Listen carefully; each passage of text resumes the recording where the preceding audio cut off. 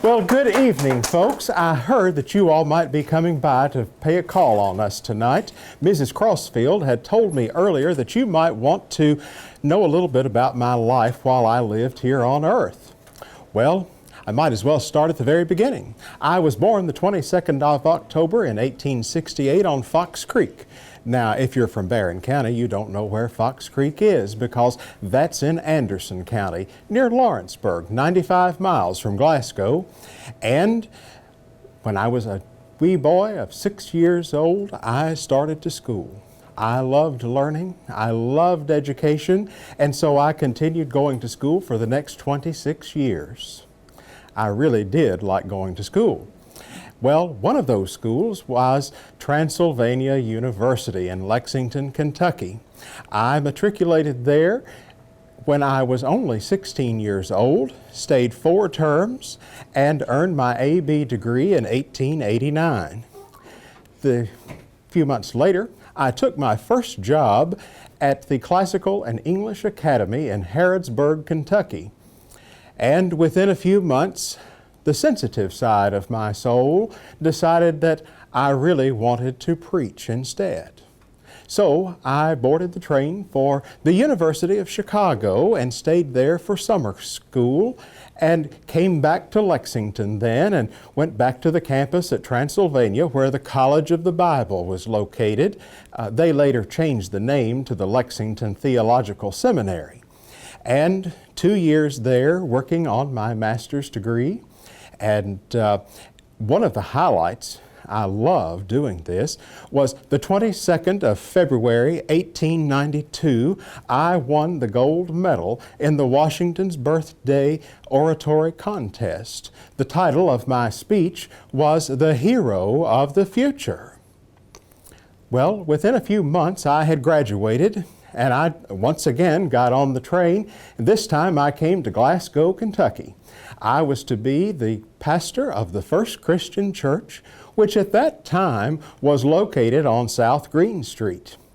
I understand now that the church moved up to the square a few years after I left, and now the Church of Christ built a modern building there that they worship in. I had the good fortune of finding a very nice place to live at 200 West Brown Street. Mr. and Mrs. Elisha Dickey lived there, and that was a fine place. I could just walk down the hill to Green Street and up to South Green, and I was right at church. Well, one of the people that I met at the church was just more interesting than some of the other people. Every Sunday morning, she would appear on the arm of her father, our county court clerk, Mr. C.C. Terry. And her name was Annie Ritchie Terry. And following along behind would be Annie's sisters, Jenny and Ruth. And pretty soon I got the nerve to ask Mr. Terry if I might call on Annie. And he thought that was okay. So eventually what happened was I was standing right near the altar of the Christian church, and I looked down the aisle and saw the most beautiful vision of loveliness that you have ever seen. Annie was standing there dressed from head to toe in a pearl gray traveling suit with a matching gray hat that was encircled with pink roses. And at the end of our wedding, we were Reverend and Mrs. R.H. Crossfield, Jr. Well, we honeymooned in Glasgow for several months, and I decided maybe it was time for a change. Go somewhere else and try something. I accepted the call to become the senior pastor of First Christian Church in Owensboro, Kentucky. That was 6 times the size of Glasgow, so we felt like we were in a much larger place. The church was not real large, but I met with success in my first 3 years. I added 150 members to the roll of the congregation.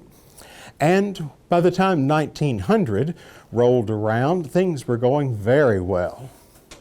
1900 was a very significant year in my life. The first accomplishment was I completed my PhD at the University of Worcester in Ohio. And second, I decided that I wasn't satisfied for just Owensboro or Glasgow or Kentucky to be my area of pastoring to people, the world would be my altar. So on my 31st birthday, I joined 5 pastors in boarding a transatlantic trip to tour parts of 3 continents, Asia, Africa, and a portion of Europe. We went back and toured all of England, Scotland, and Ireland, and went to Obergammerau to see the Passion Play. If you haven't gone, you really must go. It is most moving. Well, we were sailing into New York Harbor aboard the Majestic, and I was already at work on my 3rd accomplishment for 1900. I was completing my book. The title of my book is Pilgrimages of a Parson, and it is a travel log explaining my trip around the world and suggesting all sorts of places that people might go and experience when they wanted to travel abroad. So my church was doing well. I had earned my PhD. I had traveled around part of the world, and I had written my first book all in 1 year. Well, by the middle of December, things changed. And it was quite significant, but it was an entirely different thing that was happening in our lives. In the middle of December, Jeanette, our daughter, who was 4 years old, or about to be 4, she was the apple of our eye, cutest thing you ever saw. She was born on Christmas Eve in 1896. And I don't mind if I do say so myself, they all said she was the spitting image of her dear old dad. But that precious child got sick. And despite all of the efforts of doctors, she just couldn't seem to get well. And that brought the darkest period of my life. Because on her 4th birthday, Christmas Eve 1900, our darling little Jeanette died. Needless to say, that was a very quiet and somber time for us. Our household grew instantly quiet. And I decided that I would throw myself into my work. And I met with success. There were times that I felt like I should quote Samuel F.B. Morse and exclaim, "Behold what God hath wrought." Because when I started at the Owensboro Church, I had 180 members. By 1900, I had 960 members. When I began, we had 80 enrollees in Sunday school every Sunday morning. We reached 550 as our average in Sunday school by 1900. So we needed a new church. And in 1903, we broke ground for a new temple to God that would rival anything in Western Kentucky. And I assure you, you would be impressed. It had 1,525 seats in the sanctuary. It even had warm air furnaces that kept us warm in the winter months. And it had light bulbs, electric light bulbs. It took 313 of them to illuminate the sanctuary. Another feature that we were quite proud of was, well, to be honest, when we were getting down to being finished, the money was getting low, and I didn't have a pipe organ. So I began corresponding with that great Scottish philanthropist, Andrew Carnegie, in Pittsburgh. And with a few letters and a few strokes of his pen, I received a check from him to buy the finest pipe organ that you've ever heard. And it stayed there for well over 100 years. Another feature that we were very proud of in our church was the stained glass windows. Now, one in particular was of great interest to us and held a special part in our lives. It was the largest of the windows, as large as a wall. And on the upper portion, there was a scene of a village going all the way across. It probably looked a lot like Bethlehem did the night that Christ was born. And above it, there was a sky in shades of midnight blue with clouds and twinkling stars.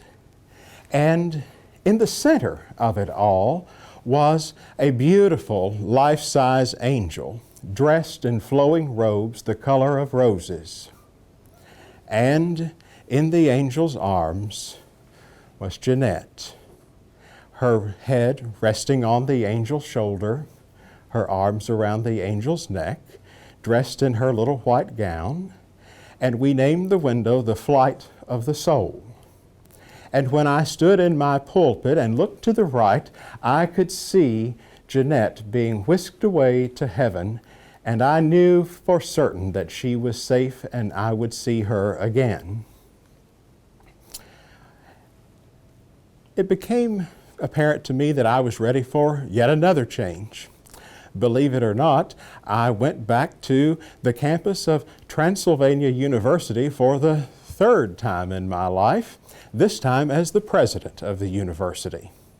And that was a marvelous experience, except for the fact that I found that they had an aging faculty, aging buildings, no endowment, and they were barely making ends meet each year. So as a result, I needed to promote the school, raise money, hire new professors, and boost things up. Because after all, Transylvania is the 16th oldest institution of higher education in America, and we owed it to our students to provide the best possible education. I began promoting, traveling around the country. I conducted evangelistic meetings. I conducted tours, all sorts of things to generate interest in the school. I even went to William Howard Taft's inauguration, biggest snow you ever saw in Washington, D.C., but I still made it there and got to meet with federal officials, including Supreme Court Justice William Marshall Harlan, and encouraged him, and he agreed to come to Lexington to present a series of lectures to our students at Transylvania, and that brought us some publicity that was quite wonderful. I also began hiring professors from up east. Some people weren't too happy about that. They thought that was getting a little uppity, and I wouldn't hire anyone who didn't have a PhD because I wanted the most well-educated and knowledgeable professors possible. I also began recruiting students. One student always stands out in my mind, Albert. I was invited to be the speaker at commencement at Corydon High School near Henderson. I got there in the afternoon and I met all of those students, and Albert was to graduate that night, and I thought, well, he's a bright young man. And I said, Albert, what are you planning to do after graduation? And he kind of hemmed and hawed and said, well, he didn't really have any plans. He thought he might just stay and do odd jobs like his father. And I decided on the spot that I would see if I couldn't lure him to Transylvania.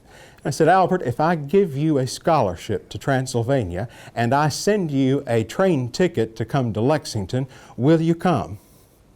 And he responded that he would. And he arrived without a dime to his name. His father was not the least bit supportive, but Albert joined the Glee Club. He played on the football team and was a great student. But he still didn't have any money, so I helped him get a job delivering papers early in the morning. And his congenial personality just exuded goodwill to everyone, and it was quite exciting to see Albert every morning bringing the paper up the walk. People started to call him Happy. And in a few years, I understood, I was reading the paper, that Happy Chandler had become the governor of Kentucky. And I thought, well, I knew all along that boy had promise, and he even went on to become a United States Senator and did something with baseball. Well, in raising money, Transylvania just didn't have an endowment, so I set a goal of raising $250,000, and I met that goal.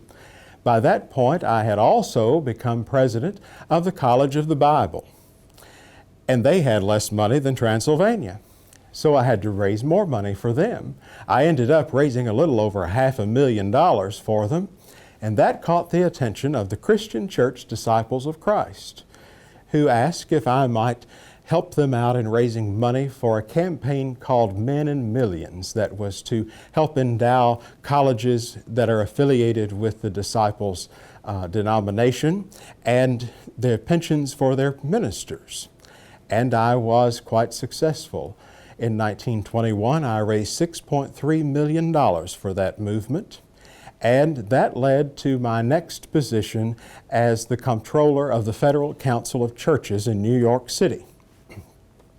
We were miserable in New York, didn't like it, we didn't enjoy living there, and I did not enjoy the work. So within 3 months we packed up and left, and I accepted the presidency of William Woods College in Fulton, Missouri. Stayed there for 3 years, and then decided I really wanted to get back to the pulpit. And I accepted the position of senior pastor at First Christian Church in Norfolk, Virginia. That was a good move for us. We enjoyed that. Our son Terry Crossfield was enrolled at the College of William and Mary at the time, just 35 miles up the road, and our daughter Dorothy was in Baltimore in college, so we were all close together. My last church was First Christian Church of Birmingham, Alabama, with a membership of 1,010 members. All through the Depression years, I continued to travel. I never got over wanting to see more of the world. I went to Russia for 3 months and toured what the communists had turned into a godless society at that time.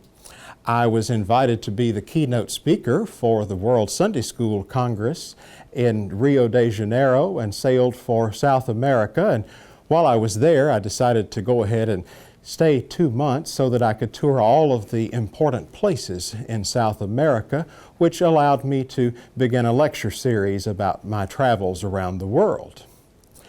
I continued to conduct evangelistic meetings and guess what else I did? For another time, went back to Transylvania in the mid-1940s to be their president a second time. And this was only a 2-year stint until they hired a permanent president. But at the end of my 2 years at commencement, they unanimously approved making me President Emeritus for life. And they hung a portrait of me soon after that.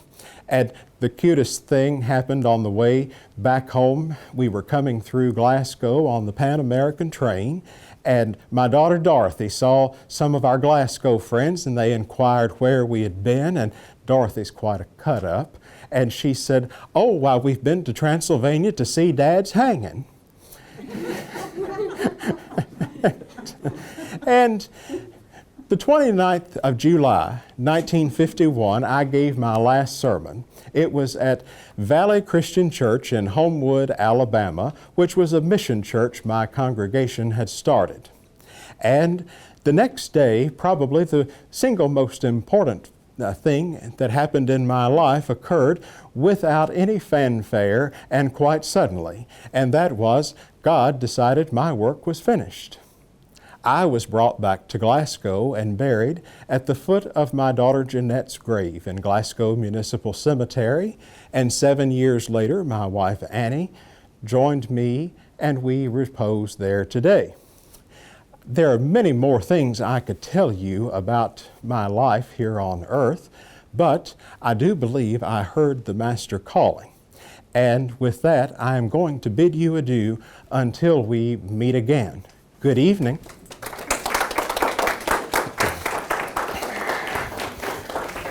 Nathaniel Goin Terry. I am a minister, and I will try to tell you my story as briefly as possible, but as I am sure you've recently discovered, brevity is not a hallmark of ministers. I was born in what's now known as the Bear Wallow community in northern Barron County and southern Hart County in the year 1829. My mother was Catherine Gorin, and my father was Nathaniel Davis Terry. Now, this is my father's second marriage, but I was my mother's only child. And she immediately began to incessantly spoil me, which I accepted readily. We were very close. I was the apple of her eye. and she was my shining star. I regret to say, however, that she was never in good health, and when I was 12 years of age, she died. Now, I had professed my faith a year earlier at the Mount Tabor Church, but this was still difficult, even with one's faith. Can you imagine a 12-year-old boy in the same room at the same time that his mother died, watching a neighbor come in and place his hands over her eyelids to close her eyes? It was a horrible experience for me, and I shall never forget it.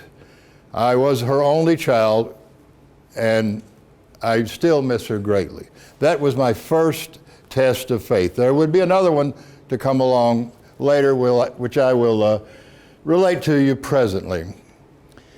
4 years later, when I was out in the family field doing, I can't remember what, with the crops, it was a day very much like we've had recently, not today, but in days past. Extremely hot.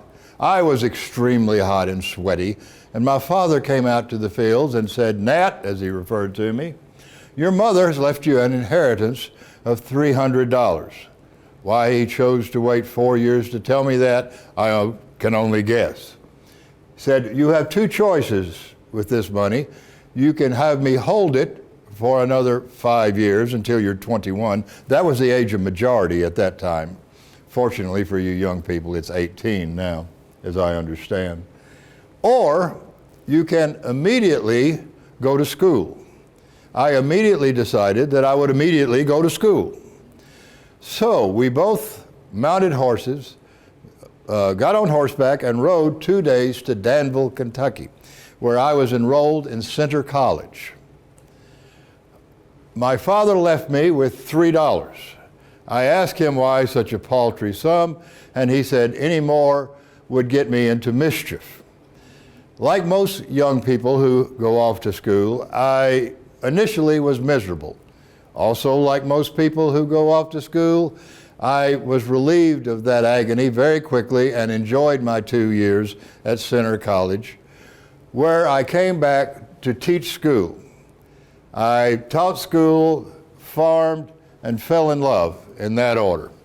In 1850, I met a young girl, 18 years of age. Her name was Emily Stark. I was all of 21, and we married and settled down. Things were acceptable and going very well, I thought, until 1855. We had 2 boys, age at that time 2 and 4. Both of them died within hours of each other. That was my second and most critical test of faith. That led me to believe that the things of this life are extremely unstable, and that all of us must be put on this world to have a purpose, to be useful. I determined that I must be useful, and the usefulness which I determined to have was that of a minister. God only knows why I chose that, literally. I had no experience as a minister. I had not studied ministry at Centre College. But being 30 years of age and somewhat foolish as one is at that age, I forged ahead to be a minister. I went to Louisville, bought every book I could afford on preaching, brought them back home, put them in my library, and you can still see them in my library, most of them unread. I found out very quickly that the only way, and you understand this, those of you that have sufficient years on you, that the only way to learn how to do anything is to do it. And I went full bore, as they say. I went to the country churches and preached as I could, and only after 1 year, in 1858, the congregation of the Glasgow Baptist Church came to me and asked me to be their pastor. I was quite surprised that they would ask one with only 1 year's experience. I suspect it may have something to do with the fact that at that time the congregation consisted of 4 or 5 men and 1 woman. However, the congregation expanded quickly under my pastorage, and soon we had the largest congregation in Barron County. Things were well until the year 1861. Some of you will recognize that year. That was the beginning of the War of Secession, which I believe is now referred to as the Civil War. I still look back in horror and anger when I think of those years. Granted, Barron County and South Central Kentucky had no large battles that one would read in the history books, but nonetheless, it was a horrible time. Friends became enemies, congregations split. Many's the time I had to ride at night to homes to attend to people who were shot. I preached many funerals of men who were murdered in cold blood. At one meeting that I was preaching, the Union soldiers came in and dragged away one of my congregation. I have no idea what happened to him.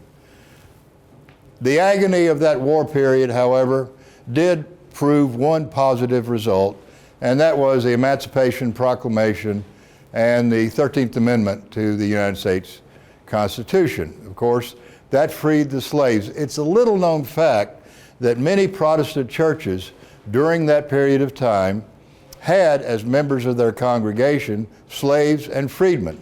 In fact, approximately 1/4 of the congregation of Glasgow Baptist Church consisted of slaves and freedmen. Now that they were all free, they really had no desire and no obligation to continue on with Glasgow Baptist Church. They wanted to form their own church. So we enabled them to do that at Glasgow Baptist Church. We found a place for them to begin their church services. I chose a minister for them, a fine man named Peter Merle, who was a protege of mine, who I ordained into the ministry. I taught him to read and write by use of the Bible, a true Christian, and one of a very, very strong character. He led what's now known as the First Baptist Church for many years after that. In 1875, it occurred to me that I, as a man, had a distinct advantage in being able to apply my original trade of being a school teacher, an advantage that was not available to most women of our area. So I determined that there should be, if possible, a school to instruct women as teachers. I formed the Liberty Association for the development of women teachers. The Liberty Association is, and still is, it was a loose association of Baptist churches. And we founded, I drafted the charter. I went to Louisville and obtained the blueprints for the building to be built up on top of a slight hill off what's now called Liberty Street for the Liberty Teachers College, which is little known that that was founded by primarily the Glasgow Baptist Church. That Liberty Teachers College, and I think another school, Glasgow Normal School, is said to be the forerunner of another institution that exists now in Bowling Green. I forget the name. It starts with Western something. But anyway, I'm justly proud of that. In 1894, the Glasgow Baptist Church, which I pastored for 23 years in 3 different times, still mostly had a large meeting house. It was then that we constructed our beautiful new sanctuary, which lasted for 70 years until, as I understand, it was replaced by an even larger sanctuary in the middle 1960s. I'm justly proud of that. I'm proud of all of my accomplishments in my 43 years as minister. I'm justly proud of my 50 years of marriage. And after those 50 years, my wife in 1901 determined that she should lead the way, you would say, to glory ahead of me. I think she was trying to tell me something. I heeded the call, and a year later I followed her. But before I had done so, and I keep no such tallies of this, it is said that I had been pastor to over 2,000 professions of faith. I had baptized over 1,400 individuals, and I had been the minister over 200 marriages. I am justly proud of all of that. I'm justly proud of my life, and most of all, I think that I had followed my initial desire to be of use in this world. I believe my time is up now. Yes, it is. Before I leave you, let me just leave you with this one thought. I tried the best that I could to be useful, and I would challenge all of you in your life, if you have not already made that determined, please try to be useful. Thank you.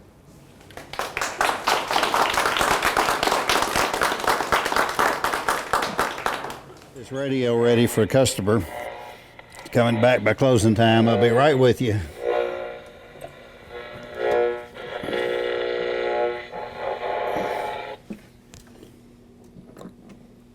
This is the nation station. WLW, the Crossley Radio Corporation, Cincinnati.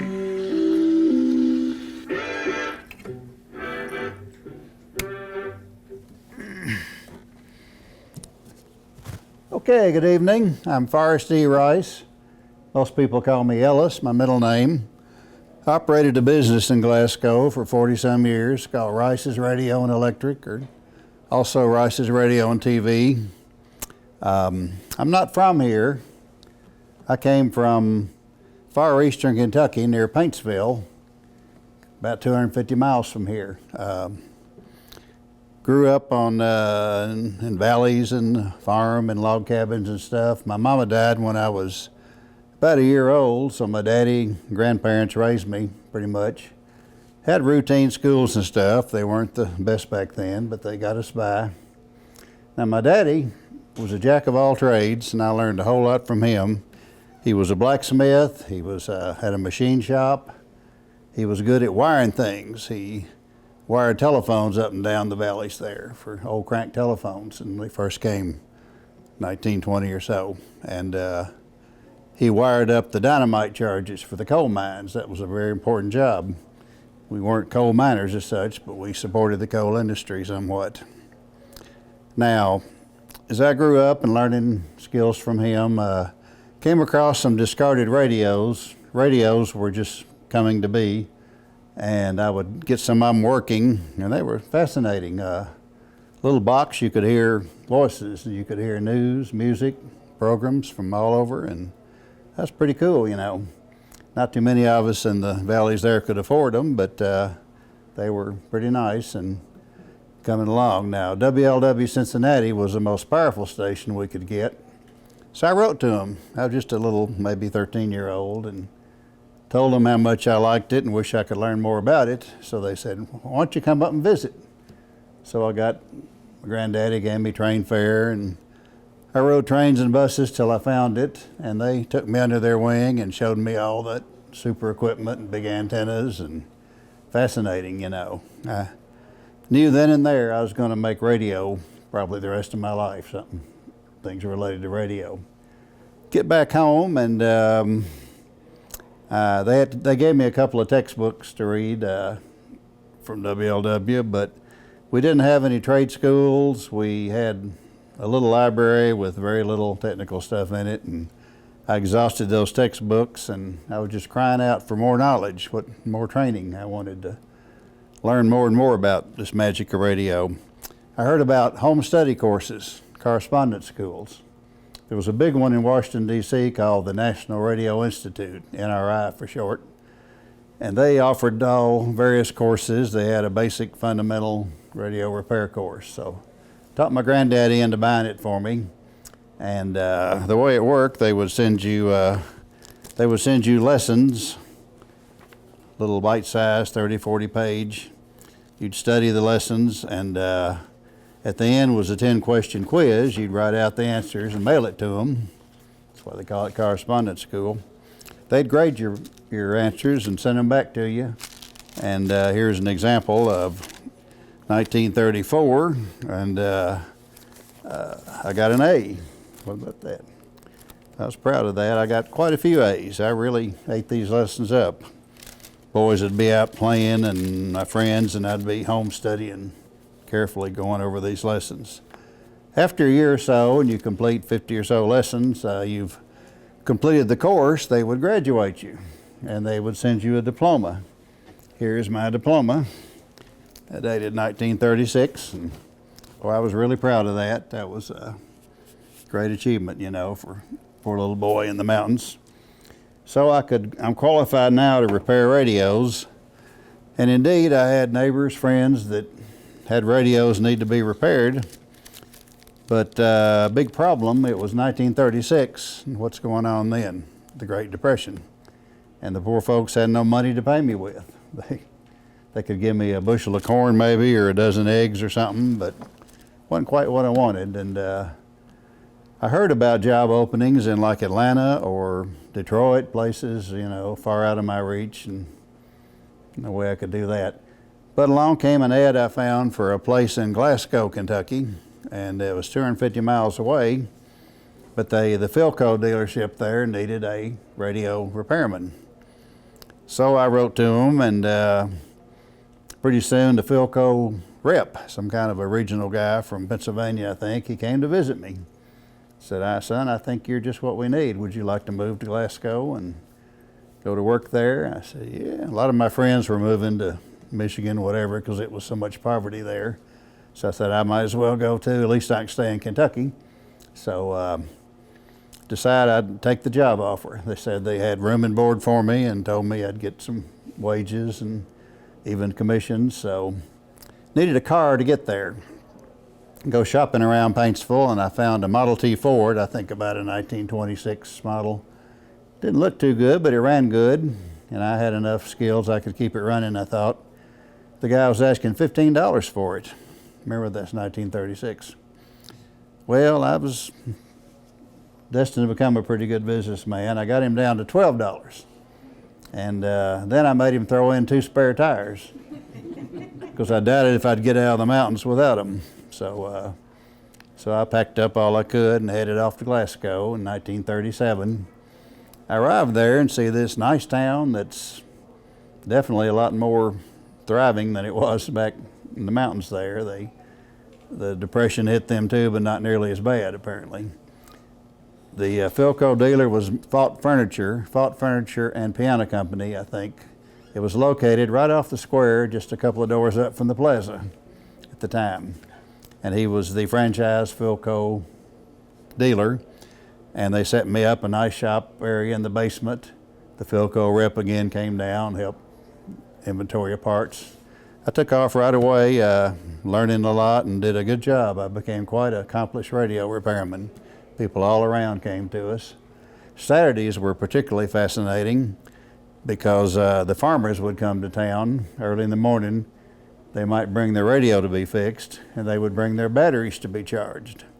Remember, there was no electricity on the farms until 15 or so years later. So they had big old light car batteries. They'd run lights, pumps, a few things around their farm.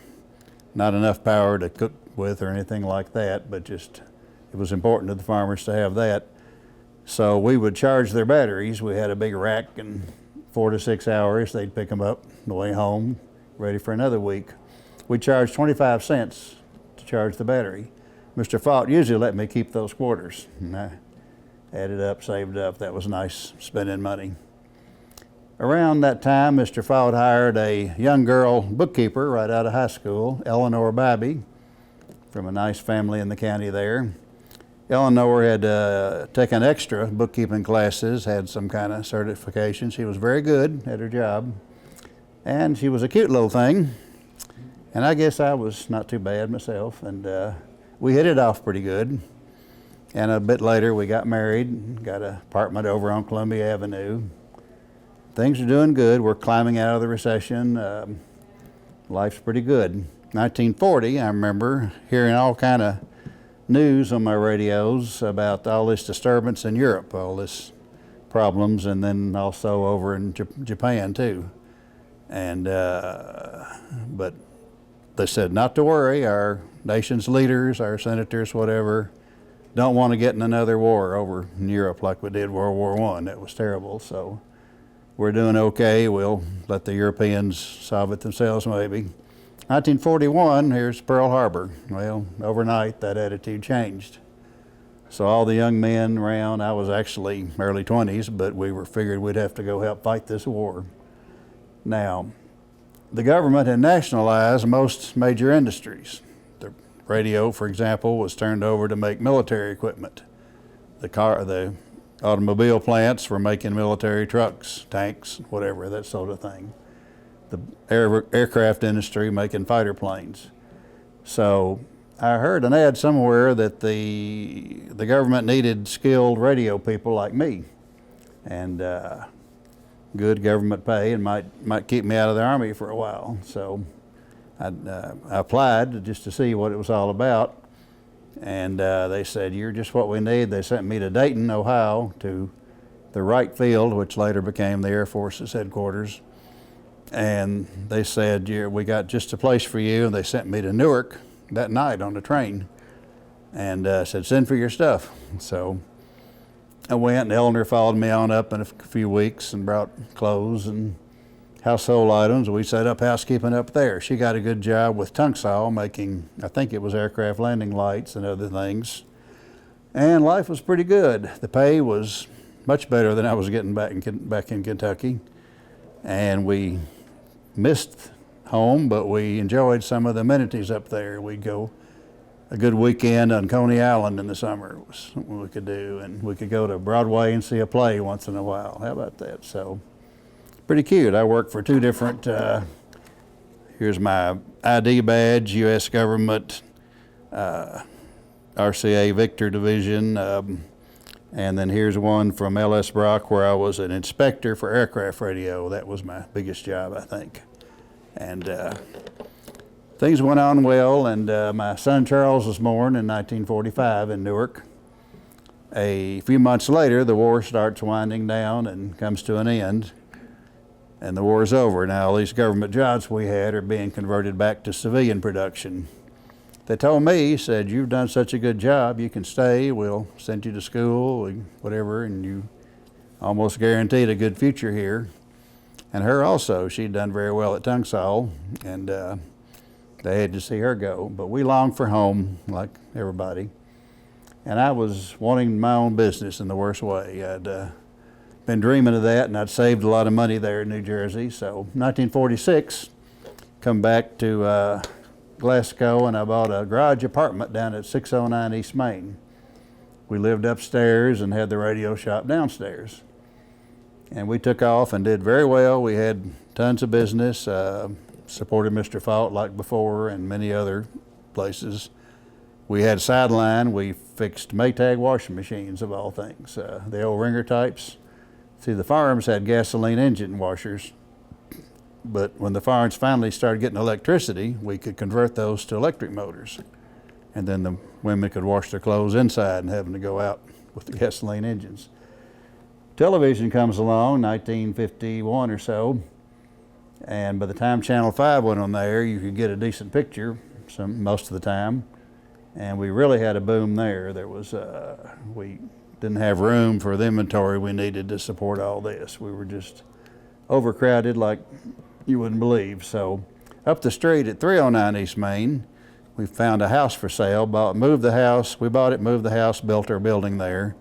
In 1957, we reopened in much larger quarters, much nicer, and did quite well. That store, we had many, many sidelines. We sold like power woodworking tools, paint, firearms, rifles and pistols, an old hobby of mine that I turned into profitable business there.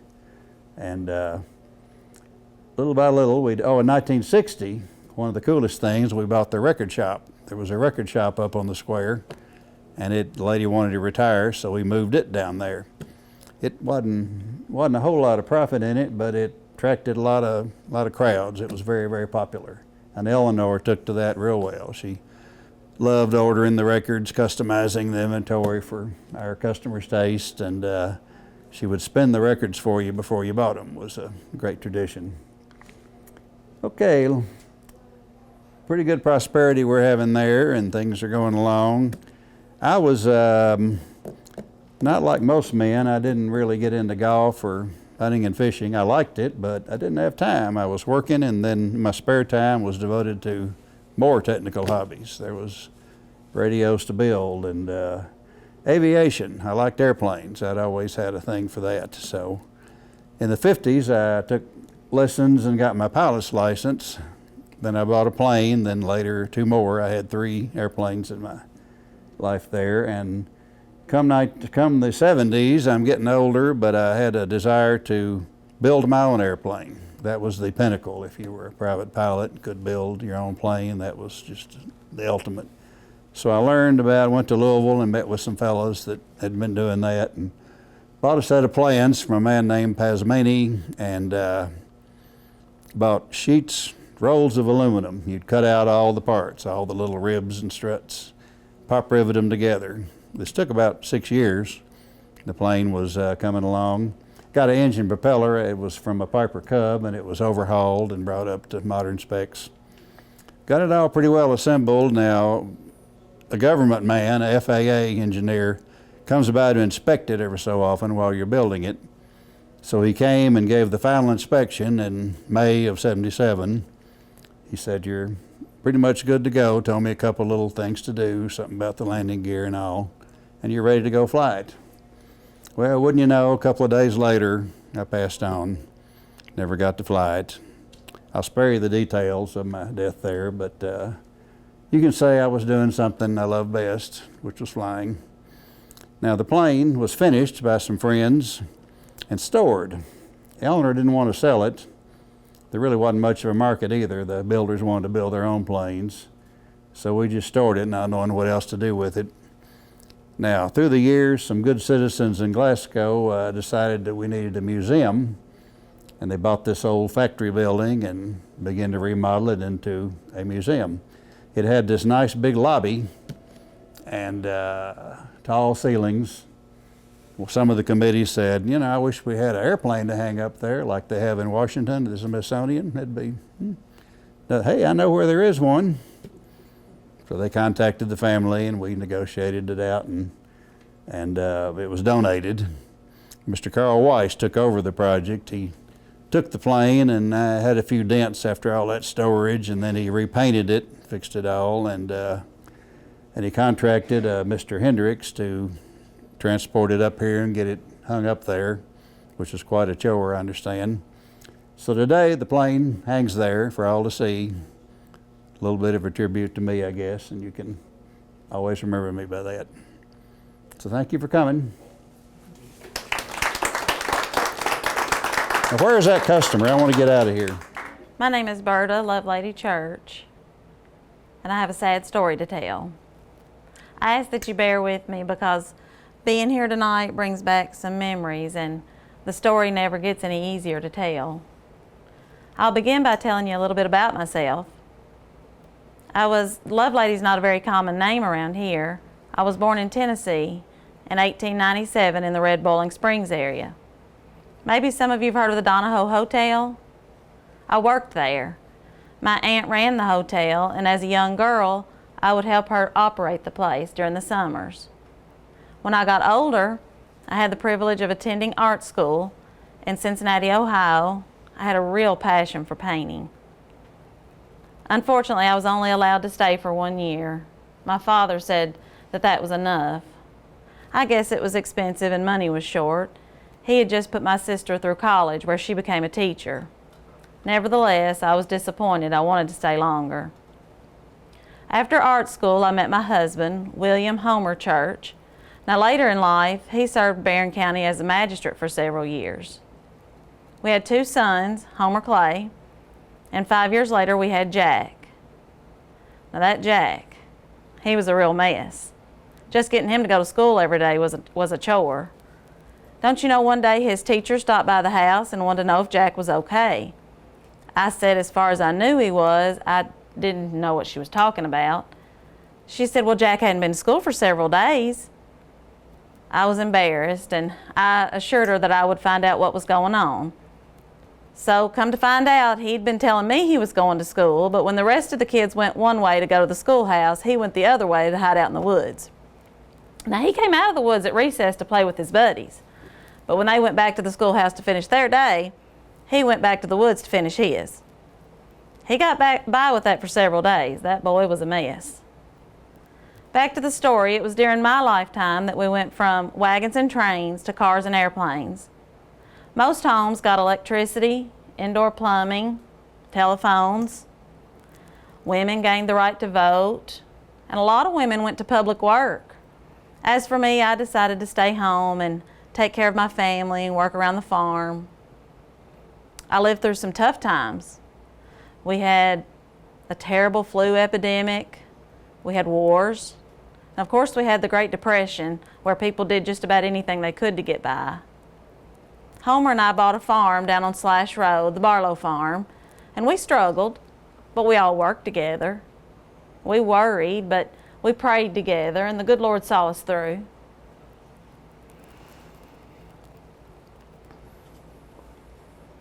But nothing would compare to the fear, sadness, and the desperation that I experienced on September 11th, 1945. It started out as a normal day. My husband, my sons, and my daughter-in-law, Virginia, they were all out working in the tobacco fields, and I was at home getting dinner ready for them to come into, and my little grandson here, David Clay, he was just 2 years old. He was running through the house playing like he always did. He was such a joy, while the whole family was just crazy about him. He was Homer Clay and Virginia's only child and our only grandchild, so well, you can imagine just how silly we all were. Anyway, they all came in to eat, and after they finished, the strangest thing happened. Well, nothing would do David but to go around and sit in everybody's lap before they went back to the fields. Now, he'd never done that before. It was as if he were saying goodbye. But I didn't think that much about it. They all went back to work, and I went about my business, cleaning up the kitchen and washing the dishes. And when I finished that, he was ready for a nap, so I laid him across the bed, took off his little shoes, put them down beside the bed. I went to the back porch there to shell some peas, and wasn't too awful long before I heard this awful scream that just took my breath away. And I jumped up, ran out the door, leaving pan and peas in every direction. The scream had come from the cistern, and it was David. He had fallen in. Now he couldn't swim, and I knew he'd drown. I didn't even know how it had happened. There was always a big plank and a big heavy rock over the cistern. Now, there was no 911 to call back then, and no cell phones to get in touch with the family in the fields. And so I did the only thing I knew to do. I got a rope and I tied it to a tree, and I lowered myself down. And there he was, his tiny little body. He was gone. Well, I may as well have been gone too. What was my family going to think? He had just been sleeping. How did it even happen? I stayed there in that cold cistern until my family came in from the fields to milk the cows that afternoon. See, I always had the gate open for them when they came in the afternoons, but of course today it was still closed. I'm sure they wondered what was wrong. I guess they heard me yelling and they came to me. And the boys, they pulled me up, but I was so cold and wet that I just slipped right out of their hands. And then the second time they pulled me up, I was gone. The doctor said I died of shock, but I'm telling you, I died of a broken heart. It was probably best for me, though. I don't think I would have ever seen a minute's peace.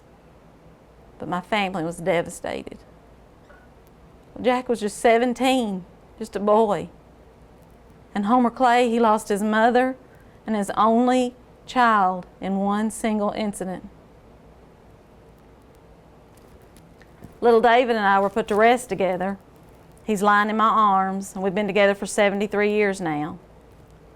I hear that Homer Clay and Virginia went on to have 3 girls, and that Jack, he met a lovely young lady named Shirley, and they had 2 girls and a boy.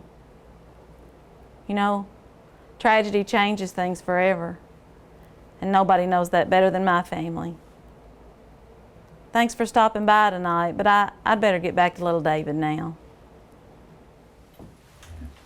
I'll wait for the signal to go, and we're going to tell you a little bit about ourselves. I was checking inventory. You all caught me counting. I just reminisce so much of putting an order together to go get supplies. I could probably do that in my sleep. But I'll tell you about myself. My name is Francis Marion Jones. I could have been named for that Francis Marion of South Carolina. Revolutionary War time, he was known as the Swamp Fox. Most people call me Frank. And I was born in Glasgow. My family came here back in the 1790s. My grandparents moved here from Virginia. Now that was a hard travel back in the day. And then I was born March 12th, 1838, here in Glasgow. And why, Barron County was only 40 years old at that time. And Martin Van Buren was just beginning a term as the 8th president of these United States of America. Later that year, my parents purchased a parcel of land out on the banks of beautiful Beaver Creek. And the community at that time was known as Myers Mill. Now my father, William Sewell Jones, was a very skilled carpenter. And he built a 1.5-story frame home for my mother, his wife Mary, and there were 6 of us children. And we spent a lot of happy years right there in that place. Well, sometime later on, we grew up, obviously, and got involved in a lot of things. I wish I could tell you about all my siblings, but we don't have that much time. I will talk a lot about my brother John. Now, John and I had a lot of things in common. Matter of fact, we started teaching school together as young men. My first school was the Beaver Creek Seminary, and it was about 1.5 miles from the courthouse out on the L&N Turnpike. And John went on to Louisville to become a salesman. Now, he moved on up. He loved the challenges and adventures of city life. And he was making a good salary as a salesman for the J.M. Robinson and Company. But I think he was just a little bit homesick. Maybe you've felt that way a time or two in your life. Well, he was homesick, and when he went into the office to offer his resignation, they in turn offered him a salary increase. And it was a good salary increase. A lot of folks would probably have accepted it and stayed. John turned it down. Well, I was glad he did, because he came back to Barron County and joined me in what became our venture, the F.M. Jones and Brother Store. Now, the general store was a hub of activity. We carried a lot of goods, and we tried to take care of the community's needs. And we were so proud of that place. My father accepted the responsibility of building a 2-story frame building. And matter of fact, there's a model of it right there. That's exactly what the store looked like. And oh, it was such a fine building made out of yellow poplar and had the double L porch and even a walled basement. The banisters were so ornate and just a beautiful building, and it served us well. It was located today at what you folks call the Coral Hill Lecter Road, where it meets the Coral Hill Road. And that was the front portion of the family farm, and that was the perfect location to put the store and start a business. And it served us well for many, many years. Well, I will tell you a little bit about the time that we wanted to invite our sister in, not to the store itself, but to the second floor. We were not using that, and that made the perfect studio for Melissa. Now, we called her Sister T, and she taught music. She was a teacher of music, and she had a great studio for the young men and women of the community to come and learn music. Meanwhile, we had the store on the first level, and the letterhead, and you might be able to see that from where you are, said that we were dealers in dry goods, groceries, hats, boots, shoes, custom-made clothing, and more, even reading glasses. And you could also purchase on order other clothing and furniture, even buggies. And we would take care of getting that together and bringing it back.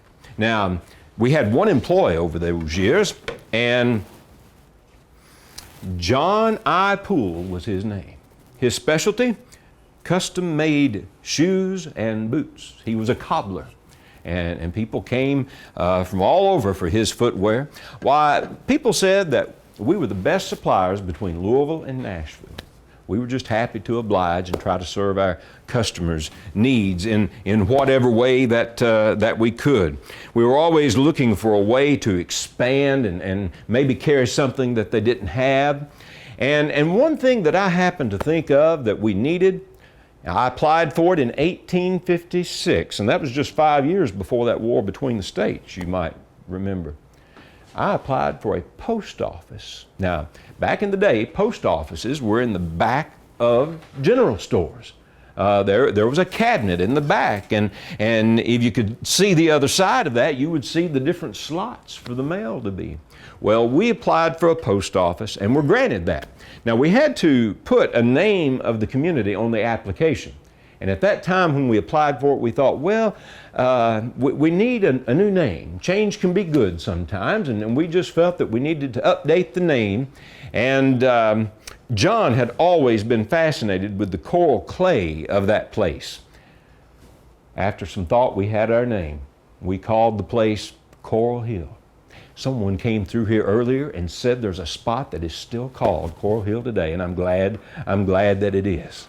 But that was our place, and we had some fine times in that store. When I would go to Louisville to get the order, had a lot to go for. It was a hard trip to Louisville back in those days.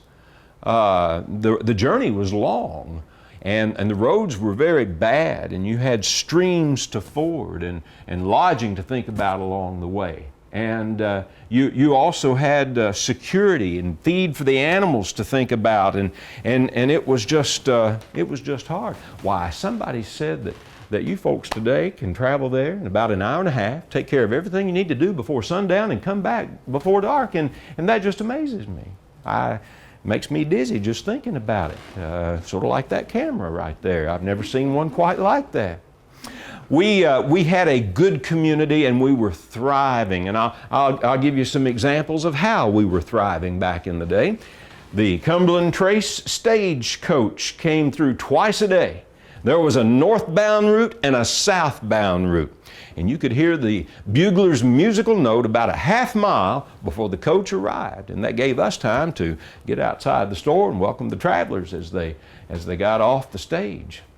We had a blacksmith shop.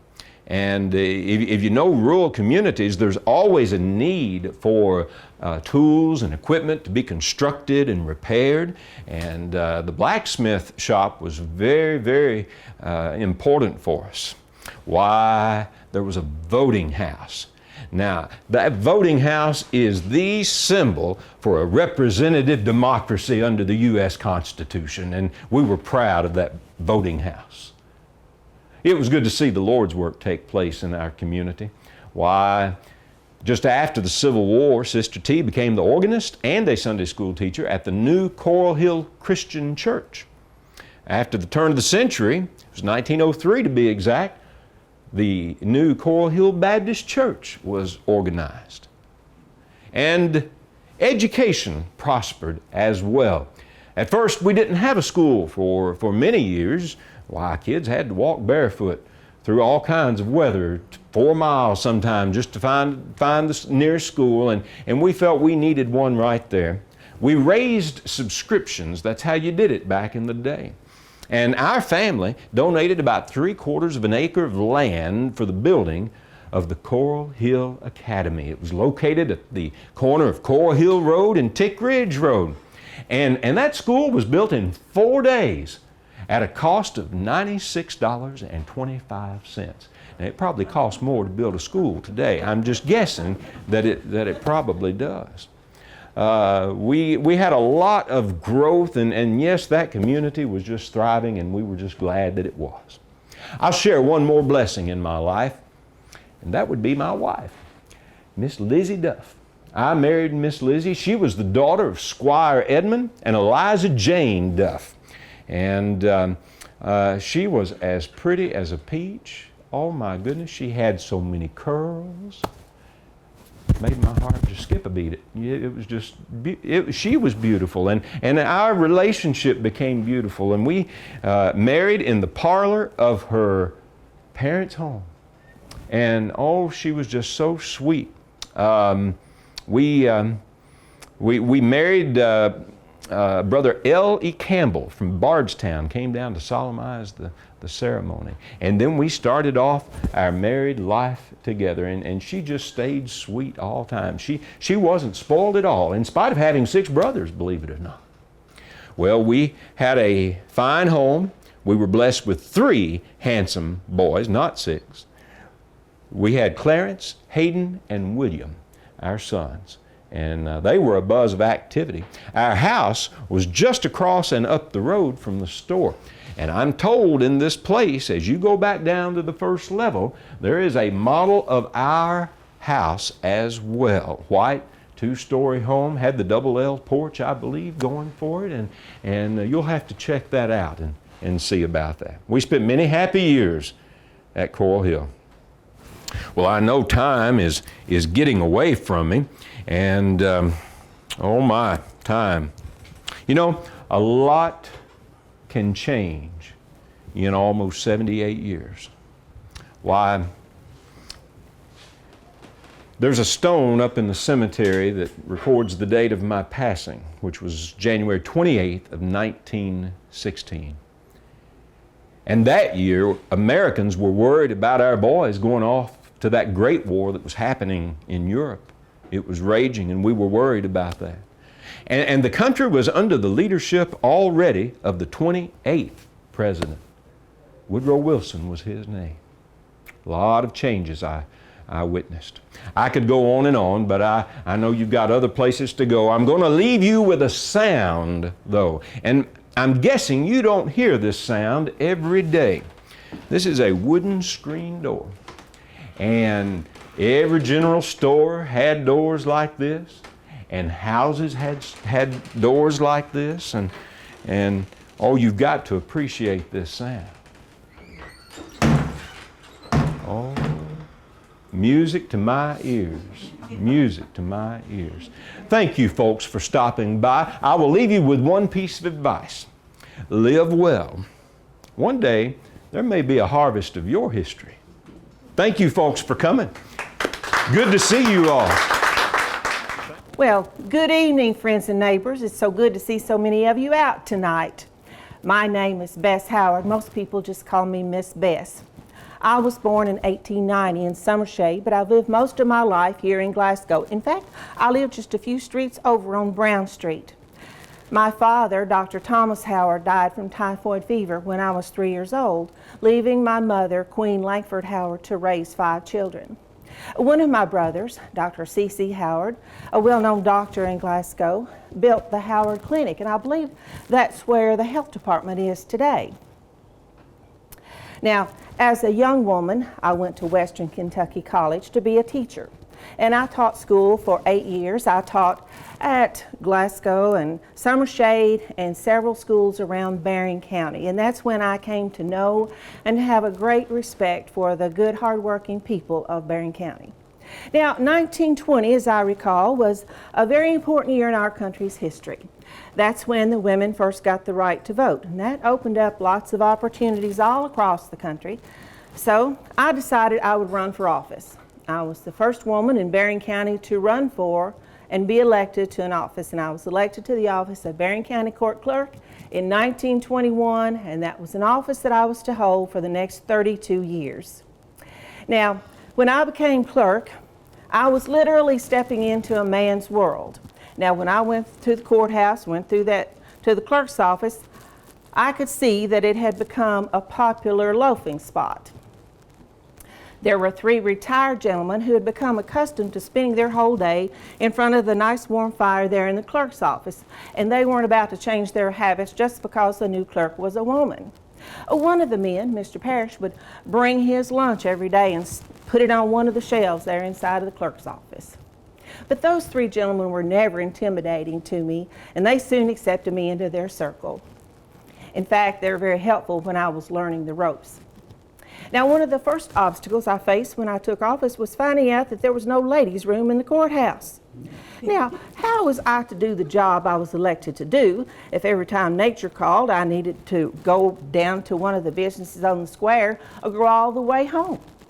So I soon took care of that, and we now had the first ladies' room in the courthouse. Oh, not just for me, but for all of the women, more and more of them who kept coming into the courthouse to take care of business.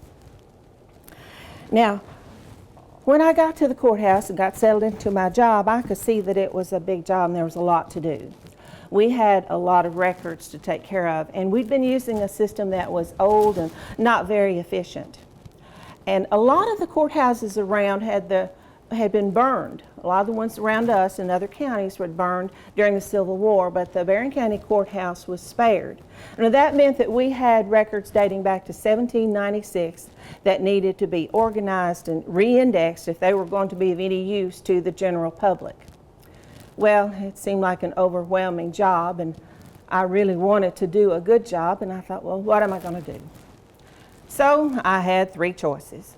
I could complain about it, or keep on doing like I'd been doing, plugging along, or I could ask for some help, so that's what I did. I petitioned the WPA for some workers. Now, the WPA, the Works Progress Administration, was a government project put into place by President Franklin Roosevelt to help give people jobs and help get us out of the Great Depression, because the unemployment rate at that time was up to 25%. Well, I got the workers, and I was assigned some wonderful women who took great pride in their work, and they were neat and thorough. And so between us, we were able to re-index 137 years worth of records using a system called the Hall and McChesney system. Now, we did such a good job that we became a model for other counties across the state. Now, as you probably could guess, there are a lot of responsibilities that are under the jurisdiction of the clerk's office. Now, we registered motor vehicles and registered people for the draft, and we filed deeds and taxes and marriage records. And I remember once a young bride coming into my office after she'd been to the Social Security office to change her name and her address, and they asked her for proof of marriage. And she wanted to know if she was legally married. She was right indignant that they wouldn't just take her word for it, that she was married, even after she gave them the date and the preacher's name and all of that. But her main concern was, am I legally married? So, as gently as I could, I explained that, well, yes, in the eyes of God, you're married, but to be legally married, you need to file a license in our office. And she said, well, I never knew I needed a paper license to get married. Well, through the years, I ran for re-election several times, and on more than one occasion, my brother, Dr. C.C. Howard, helped me to get re-elected. He would have a patient come into his office to deliver a baby or to treat a sick child, and then they'd say, well, I'm sorry, Dr. Howard, but I don't have the money to pay you. And he'd say, well, that's all right. Just remember best during the next election. And most of the time they would. Now, I recall during the last campaign that an accusation was brought against me that I had been in office for a long time. Well, that was true. But I was just glad that was the only thing they could find to accuse me of, was one of longevity. Especially in a campaign where accusations were being tossed about like snowballs. Well, after 32 years in office, I felt like that I wanted to pursue some other personal interests that I'd had. I loved my church, First Christian Church, and I wanted to take more responsibility in the church. So I was named as an elder. I was also a Sunday school teacher for 40 years. And I helped with the Red Cross and the community chest, and I helped some other ladies to establish the Edmund Rogers chapter of the Daughters of American Revolution. Now, later on in life, I got back into public service for a little while when I was named as assistant to the director of the Kentucky State Parks. And I moved to Frankfort for a while, but I moved back home because I could never really leave. I was never married. I guess I just never found the right time or the right person. My life was devoted to public service and the church that I loved and my family. Through the years, I was blessed with loyal friends and a loving family. And through all that I did, I always tried to make sure I always tried to help with any way that I could with those who were less fortunate and to give back to the community whenever I could. Well, I guess you fine folks want to get on your way, but before you go, I want to remind you to vote in the next election, especially you women, since those women who came before you worked so hard to get you that right to vote. And if you get there and you just happen to see my name on that ballot, well, I hope you remember to vote for Bess.